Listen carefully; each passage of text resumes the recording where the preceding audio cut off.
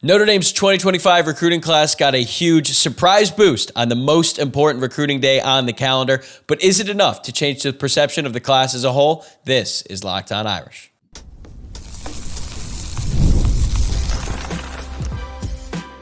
You are Locked On Irish, your daily podcast on the Notre Dame Fighting Irish, part of the Locked On Podcast Network, your team every day. What's up? Welcome to another edition of Locked On Irish, your daily Notre Dame podcast. I'm your host, Tyler Wojciak. I graduated from Notre Dame in 2018, and now I'm a producer at Fox Sports. I'm thrilled to have you here on Thursday, December 5th, and thanks for getting your day started right here by making this your first listen of the day. I'd really appreciate it if you took a quick second to hit that subscribe button on YouTube or wherever you're listening to the podcast if you have not done so already. And today's episode is brought to you by FanDuel. New customers can place a $5 bet and you'll get started with $150 in bonus bets if you win your first $5 bet. Just visit FanDuel.com to get started. Quick reminder before we get rolling, I'm going to be answering your questions in another Friday mailbag episode, which will come out tomorrow morning. So if you've got questions and want to be featured on the show, please send them my way. You can submit yours in the YouTube comments or send them to me on X at Locked On Irish or on Instagram at Locked On Irish Pod. But as for today, Locked On's very own recruiting insider Brian Smith and I are going to do a deep dive into Notre Dame's 2025 recruiting class now that it's official. The first day of the early signing period has come and gone, and Notre Dame signed 25 players in this class, including a huge surprise commitment from top 100 linebacker Madden Faraimo, who everyone thought was going to end up at USC when the day started. The class finished 12th nationally in the 24/7 Sports Composite, and Brian and I covered it all today, from the prospects who will make the biggest impact early on, the strengths of the class, weaknesses, plus position by position breakdowns, and a whole lot more. Enjoy. Locked On recruiting insider Brian Smith is here to recap a surprisingly eventful signing day for Notre Dame and head coach Marcus Freeman. Let's start with the biggest news of the day for the Irish. Four-star linebacker Madden Famo stunned pretty much everyone when he signed with Notre Dame instead of his hometown USC Trojans, who appeared to have all the momentum in the days leading up to signing day. So how impactful is his commitment to Notre Dame's class of 2025? Well, I think it's a big part of what you're trying to be as a program. I don't know if you paid attention to Freeman's press conference, but he said Madden called me and said, I'm choosing God. Like, he fits Notre Dame. He's from a program out there in Bosco that is just right on par with what Notre Dame wants to be as an institution, obviously at the prep level, and then he's played great football at a great program, and he's a leader. He embodies what Notre Dame wants to be in terms of a football program, a line of scrimmage guy. Like, he's a linebacker, but he's always in the backfield because he beats up on guys that are much bigger than him. So he runs well, he changes directions well, and he's just always physical. He is a true middle linebacker, and if it wasn't for Bowen, guys that, he's probably going to be a 3-year starter at Notre Dame, but this kid will come in and play right away. He's a little different than KVA. We'll talk about that in a sec, but there's no way you're not going to play him in some capacity next year. He'll find a way onto the field. Yeah, Notre Dame is losing Jack Kaiser, and they've been willing to rotate plenty at the linebacker position, and Madden Famo seems like a perfect fit in that mix. And you look at the young talent that they have in that room. Drake Bowen was only in his second year. Jane Osprey is only in his second year. KVA, a true freshman. Like, they are loaded with talent, and now they add a player like Madden Famo. And there are obviously a lot of similarities in terms of the profile with KVA and Madden Famo, but also the surprise factor. Like, GM Chad Bowden said that he heard Marcus Freeman screaming from down the hall when it became clear that Famo was going to sign with Notre Dame. And it reminded me a lot of when KVA committed to Notre Dame, because I think it took some people by surprise there as well. Most people expected him to join Ohio State. But putting aside the recruitment, how would you compare the two as prospects? I would say KVA is a little more explosive, just straight ahead. And I think he's a little more versatile in terms of his ability to be an edge guy. You could make him just a pure pass rusher if you wanted. But KVA is just so explosive, and you put him in the middle of the field, he just runs down everything. I think Madden is even more powerful downhill. Like, he would have been the leading tackler in the Big Ten in 1985. He would have been perfect. It's a different era. He doesn't fit it as well, but he still runs well enough. And more importantly, Tyler, he changes directions for a 230-pound kid very, very well. And he's playing in the Trinity League out there in LA. That's about as good as it gets. And he's running down running backs and smashing them. So I think that he's a guy that is just a little different in his mentality and how he plays, but they're both super physical. I just think that KVA's might be a little twitchier. Faraimo also had, I think, over 100 tackles his senior season, and he was playing with a broken hand the entire season, or basically the entire season. But now, taking a step back and looking at the class as a whole, I characterized it as underwhelming in yesterday's episode, under the presumption that Madden Faraimo was going to sign with USC. Adding him certainly helps, but I think the class is still a far cry from being a top 5 class, which is something that actually felt obtainable back in the summer.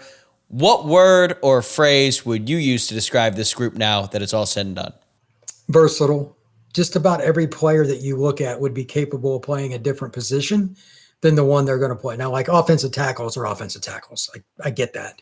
But if you get rid of that, like if you look at the defensive line, like it's a really good group. And like Ulick's a guy I think could end up at strong side end, but they're going to play him at that hybrid outside backers position, let him rush the passer. Just a really good football player. I think he improved his stock, if you will, as much or if not more than anybody else his senior year. Then you got a guy like Dallas Golden, who I know personally from seeing because I lived in Tampa for a while. He could play receiver, running back, safety, corner, slot. Doesn't make any difference. They have so many guys that have versatility that it helps you when somebody transfers, which Lord only knows in this era it's going to happen. You have players that can fill in holes already on your roster. That is very, very important for Notre Dame. I'm surprised to hear your thoughts on the defensive line class because you seem to be a little bit higher on them than myself. We both like Christopher Burgess Jr. We've talked about that a lot, but I just think that the interior specifically, Notre Dame has not really recruited well, specifically on the interior. Now, they have guys on the outside looking beyond just Christopher Burgess Jr. Once Boubacar Traore is back, Jordan Botelho gets back. Logan Thomas is surprising some people. He played a lot as a freshman, too. So I think they're fine on the edges, but the interior is what concerns me. Which players out of this D-line group do you think could actually make an impact on the interior of the defensive line? If you're talking about next year, I don't think any of them. No, just maybe in like a couple years. Solstead could, but he had that leg injury. I need to see how he comes back. I thought his film was pretty darn good. Then the guy gets hurt. You just don't know how somebody's so brutal. You know, I mean, there's nothing you can do about it. And bigger guys, it's harder because they have more weight on the joint. He's 280, something like that, 270. I think he's a really good player, assuming that gets going. I think Ulick will be really good. Obviously, Burgess is an NFL player in waiting if he figures out technique. The length and the ability to change direction is 100% what you're looking for. He's Bryce Young light. He's not quite as tall. Like Bryce 6'6" at least, maybe 6'7". He's really tall. He's not quite that big, but he's got the same kind of frame. I think he's really, really good. He'll play as a sophomore, would be my guess. But it's a good group. And by the way, I'm sure most people out there that know me aren't going to be surprised by this. You're not getting the big-time defensive tackles unless you're paying upfront money and you're paying $500,000 or more. End of story. There is no negotiation. That's the end of it. I don't care who the hell your defensive line coach is. Does not matter. It is about cash. So I'm not going to put that on Notre Dame's coaches. Yeah, that's fair. And that's another reason why I'm concerned about how Notre Dame is going to approach the transfer portal, because they clearly need help on the interior of the defensive line. I've been told they're going to go out and spend on the D-line. I believe they are, but here's the thing. Everyone else is willing to spend on the defensive line too. I think that's my concern. But that's one nice thing about not having to pay for a quarterback in the transfer portal. Should have more money to spend on the defensive line and probably some wide receivers, because to me, that is the biggest miss in this entire class. They were in the mix for a bunch of different guys, but ultimately they had to settle with Elijah Burris, who I actually really like.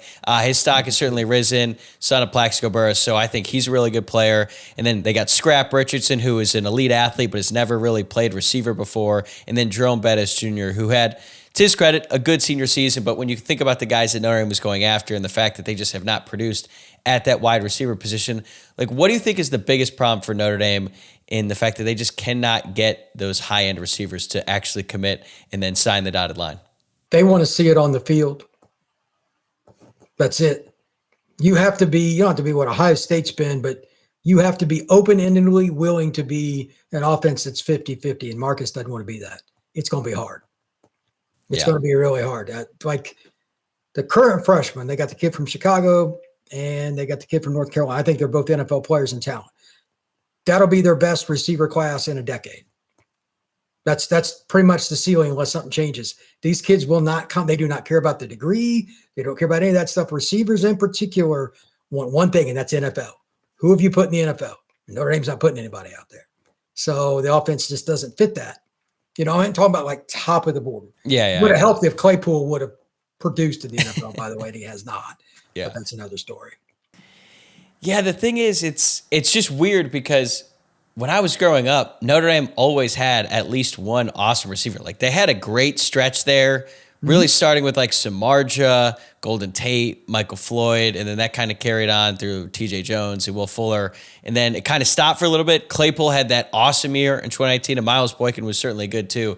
But it feels like since then, they just have not been able to restore any of that level of production at wide receiver. We'll see if one of those young guys are able to change that in the future. But let's talk about the guy who's going to be throwing them the football. For the longest time, it felt like Notre Dame was going to land back-to-back elite quarterback prospects in C.J. Carr and Deuce Knight. But ultimately, Knight flipped to Auburn, and Notre Dame had to scramble late in the process before they ultimately flipped four-star Blake Hebert from Clemson. Before we get into Hebert's profile, what are your thoughts on the way that Notre Dame handled quarterback recruiting in this class? Because Deuce Knight is such a highly coveted prospect, but it always felt like kind of a long shot for him to stick with the Irish. Sometimes you take your shot and it doesn't work out. I know Deuce pretty well, but it's a lot of your influences around you. Some of his family wanted him to go elsewhere. It just is what it is. The funny part about it is the kid they end up with, Hebert, I think I'm saying that right. He's better fit socially. He's been at a private school, and he's a really good football player. He's underrated, but because he plays in the Northeast, nobody covers it. He's like a 3-star most of these. He's really good. And I think he's the kind of guy, and this is so important in today's world, that will wait around for a while. Most guys, like Deuce ain't waiting till his junior year to play. Telling you that now. That ain't happening. Yeah. That's important. You need a quarterback at least every other class that's willing to stick around, and if he never starts, he's okay with it. Not many teams get that, and that's why like Auburn is in a really bad spot. They got to go to the portal again to get another quarterback, or else their coaching staff's going to get fired, even though they just had a top 10 class. If you don't have quarterback, you're done. Notre Dame's finally got to the point they don't need to mess with the portal. They're one of about 6 to 8 teams that have a chance to win a national title over the next couple of years because they've got depth at quarterback. How many, Tyler, have that? Hardly enter. Like this Hebert kid would play at a lot of schools as a sophomore. He won't sniff the field at Notre Dame. But he can run. He's strong. He's got a good arm, natural throwing motion. And he's going to be your 4th-string quarterback. That's a good situation to be in.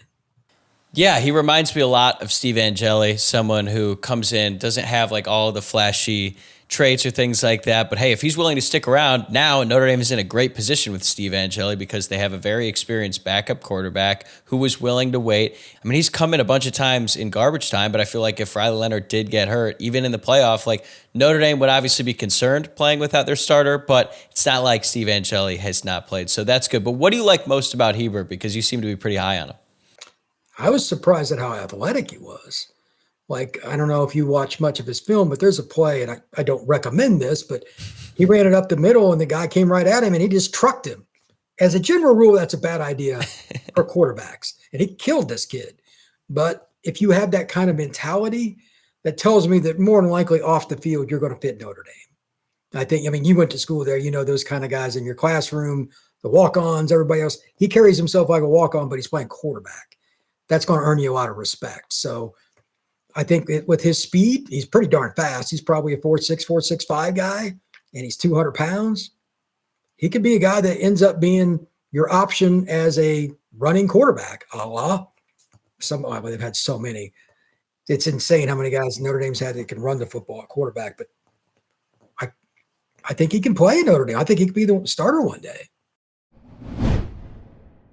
Brian is going to be right back here with us in a moment to break down how Notre Dame might have mismanaged one position, but they absolutely nailed it on the offensive line to the point where the Irish could have the very best offensive line in the country next season. But before we do, I want to tell you about a great promotion courtesy of our friends at FanDuel Sportsbook. Right now, new customers can bet $5 and get $150 in bonus bets if you win. And the FanDuel Sportsbook app gives you everything you need to place live bets on the NFL all in one place. So when you get a hunch in the middle of the game, you can check out the latest stats, view live play-by-play, and so much more on the same page where you place your bets. Just visit FanDuel.com to join today, and you will get started with $150 in bonus bets if you win your first $5 bet. And if you want my advice on that first $5 bet, and you've been listening to the show every day of the week, you know that I'm riding with the Packers plus 3.5 against the Detroit Lions on Thursday Night Football later tonight. I understand the Lions are arguably the best team in the NFL, but I think the Packers are going to cover that plus 3.5. So visit FanDuel.com and never waste a hunch and make every moment more with FanDuel, an official sportsbook partner of the NFL. As I get to this next question, I want to preface it saying I understand it feels wrong to criticize this guy in any way, given how great he has made his own position room. But I just feel like Dylan McCullough and really the entire Notre Dame coaching staff kind of mishandled the recruiting class at running back because they took commitments from 2 3-star guys very early on in the process. And this is right after Aeneas Williams and Keidron Young had already been committed in the class before with plenty of time to go. So I felt like this was going to be they were going to take some really big swings, try to get another guy like Jeremiah Love, a top 100 player. That didn't happen. They took Daniel Anderson and Justin Thurman. And then as time went on, I think the coaching staff realized that they were going to have to move off those commitments because, frankly, neither Anderson nor Thurman were going to be good enough to play at Notre Dame. Now, I really do like Nolan James Jr., so it kind of worked out. I think he's a really good player and has some extremely exciting potential down the road. But overall, I just think it was a missed opportunity. How do you look at Nolan James and how Notre Dame handled the running back room? I didn't like the kids they took early, and I know the kid from Tampa, but I always told my buddies he'll end up at receiver or corner. He's just not a natural running back. He can fly. He can absolutely fly, but he's not a natural running back. Daniel Anderson's a good running back, but I think he's better at Minnesota than he is at Notre Dame. You know, he's a middle of the road kind of program. A kid that starts at Illinois is a fifth-year senior, something like that, and that's fine. He's a good player. But they thought they were going to develop more than they did. Like compared to the kid they got out of Jersey, James, it's not close. So they got a kid that, ironically, kind of fits the profile of what they're looking for. He's a little bit like Aeneas, and I'm okay with that. I'm totally okay with that. He catches. He's played at a really good high school program. He'll adapt to Notre Dame very, very well. He's a Jersey kid. That shouldn't be surprising. But you only got one running back, too. Maybe they should have done it differently. They didn't handle it as well, but the year before you hit a home run. So you got lucky that you got those two kids last year because James doesn't have to play next year. He won't have to play. They could redshirt him or he could just, play 4 games, whatever, and they're still loaded. I mean, they got their top 4 running backs coming back. It's ridiculous. So Notre Dame is in a good spot. They were very, very fortunate. One thing Notre Dame is certainly pretty good at is recruiting offensive linemen. I think they have another stellar offensive line class as well. Very tackle heavy. The headliner is Will Black. I think On3 has him as like the number 2 overall prospect in the class, but there are 4 really talented offensive linemen, and they said that they needed to get tackles in this class, which is interesting because they are currently starting a true freshman left tackle in Anthony Knapp, and they want to play a redshirt freshman, Charles Jagasaw, whose season was ended before it really could get started when he tore his pec in preseason camp. When you look at the current offensive line that Notre Dame has and you look at the future of it with all these young guys coming in and all the young guys who are currently playing some significant roles, like how bright is the future for Notre Dame at the offensive line position when at the beginning of the year it felt like a liability? They might have the best line in the country next year.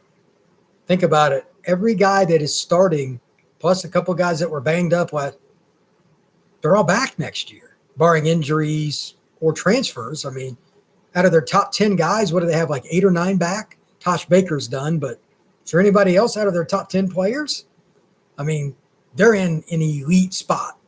So I would imagine that Notre Dame is just trying to figure out, I know they got to go through the playoffs this year, but next spring it's just like, well, who plays where? Yeah. Because like Knapp, is he a true left tackle? Probably not. Would I rather him play left guard? Yeah. But They happen to have a future NFL player at left guard right now. It's like, and I don't think he's going to beat Jagasol out if Jagasol is healthy. So you're going to have a kid that started all year as a freshman not play next year. Like, it is bizarre. I don't know if I've ever seen this at any school. But Notre Dame's in a good spot. I was thinking about that too with Knapp, because they also had Sam Pendleton starting at the beginning of the year. He's a retro freshman. And even though it didn't work out, that doesn't mean that his future isn't extremely bright as well. So you're thinking about, okay, Gerby Lambert's going to play somewhere, because that looks like a future He's NFL got guy. right tackle written all over him, but Wagner's been really good. Wagner played better than anybody in the Southern Cal game. Like, he's excellent. taken loads better than he was beginning of the year. Like, he was okay. Now he's mauling guys. He's not coming out of the line. Where's Gerby going to play? Look, it's a great problem to have. That's exactly what I was going to say. It's a good problem to have. And when I think about what is it going to look like next year, who's going to be the starting five, I legitimately have no idea. And one thing we know about Joe Rudolph during his limited time at Notre Dame is that he has no idea what it's going to look like next year, because there have been back-to-back camps now where the line that everyone thought it was going to be ended up being completely different, because he allows these guys to have a true competition and he lets the better man win. So, like you said, it's a good problem to have. Going back to the defense, we've talked about the defensive line. We've talked about Madden Faraimo. What about the other linebackers? Because I think Ko Kia has a ton of potential. Notre Dame has a great pipeline in Hawaii now. He seems like the next guy up, and Anthony Saka seems really talented as well. So Faraimo is going to kind of draw all the attention, especially on signing day. But what do you think about those other two prospects? I think he is the guy that's, again, he's in Hawaii. He has zero chance of getting publicity. He's 6 hours behind the East Coast. You know, I mean, he's one of those deals. Downhill physical kid. He fits what the program wants. Again, it's a line of scrimmage program. Marcus talks about that all the time. But the way their middle linebackers play, they play with the mentality of a defensive lineman. He plays that way. And he runs pretty well. The biggest problem with linebackers in today's game is, I'm sure you know, Tyler, can they cover anybody? I'm okay with Faraimo because he can change directions for a 230 guy that is very, very rare. He's got NFL potential. Koki is pretty close to that in terms of that stuff. He's just not as, like, his power is not the same. I mean, like you said, Faraimo, that's what, 375, 400-pound bencher or something like it. It's ridiculous. But this is a kid that is a junior, can start at Notre Dame and will be good with it. He's not going to come in and like challenge for a starting job like Madden, but he's good. Saka is interesting because he's got length. I don't know which spot they're going to play him at. Is it going to be Will? Because I think Faraimo could play either inside. It wouldn't make any difference. So they'll probably let Saka figure it out and Faraimo just play the other one and they can go that route. But they have three athletes with length that are physical and play downhill. And they all played good football with the schools they were at. Like, they're not going to be overwhelmed just going to college like some other kids. It's a great situation. When you look at the defensive backs at this point, it's hard to come up with words to describe the effort and all the success that Mike Mickens has had, completely changing first the cornerback room, and now that he's taken over the safety position as well. Like, it's just a completely different secondary than the one you and I are accustomed to seeing when we've been watching Notre Dame over the course of the past couple of decades. And now at this point, Mickens has so much equity now. It's like whoever they sign at corner, I'm like, well, he's awesome. He's gonna be a great player. And they added two really talented prospects again this year in Golden and Zachary as well. But they have other guys too who are a little bit off the radar, like Akri Thomas and then Ethan Long, the safety, and then Jadon Blair, another safety as well. I think this is the strength of the entire class. If you were to look at one position group, what they did in the secondary, obviously losing Ivan Taylor hurts, but I still think this is an excellent group. But out of those five, who do you think is the best one of all of them? I've seen Dallas the most because, again, I lived in Tampa for a long time, but probably him or Zachary would be my guess because I think they both could play. And if for them, if they want to do it, they can both play nickel. That spot is a nightmare to play because you're going against a tight end on one play and against a true slot receiver on the next. Dallas told me he wants to do it. And okay, if that's I think it'd be more fun to be the boundary guy and know what you're getting every play, but whatever. That's the kind of mentality you got to have, though, to play DB in today's world. Because, like, I know he didn't have a great game against Southern Cal, but Christian Gray is going to get paid. Yeah. He had obviously one bad game, right? I mean, and some of the plays that they made, like, he wasn't even far off. Yeah. USC has 3 or 4 guys at receiver they're going to get paid. It's unbelievable. They're 6-6 with that receiver. If Notre Dame had those receivers, they'd win the national title. It would not even be competitive. Wouldn't even be close. Yeah, you're right. But he still makes a game-changing play. Mickens finds a way to keep these guys up. I don't know. I've met Mike once. He's a real quiet guy. He's talking to him about something that I don't know about because they had some moments there in that game. You're like, I don't know if this is going to work out well, but then they turned it on. And they now have more length and more speed and more numbers than they've ever had in my lifetime starting next season. This will be like the 92, 93 team. Those two teams that Notre Dame had, like almost every DB went to the NFL. That's what this is going to be like. That's a great spot to be. Like Ethan Long would be, in a lot of years, like the best DB Notre Dame signed. What is he, number 3, number 4, number 5? I think he's 5. No, he's 4. He's actually 4 because they got Brandon Logan, a player who's actually committed to Vanderbilt to play baseball, who's also really a very talented athlete as well. Yeah, like Logan's very savvy. He's a physical kid. If that's like your lowest guy, you're in a good spot. And I think Notre Dame's in a really good position to play different coverages. They played a lot of man, but now they're getting enough length, they have enough numbers. They can start playing with people a little bit and do some different things. Against teams like USC, by the way, that's a good idea because man coverage isn't always a great idea, but they have the size now to do that stuff. Like Jadon Blair, 6'3.5", something like that. Yeah. And he can run the alleys and come downhill at you, but he's also able to get off the hash and get over on a fade ball and impact the play. And he's long as a tree. It's kind of like a Bobby Taylor or a certain guy that happens to play for the Ravens right now.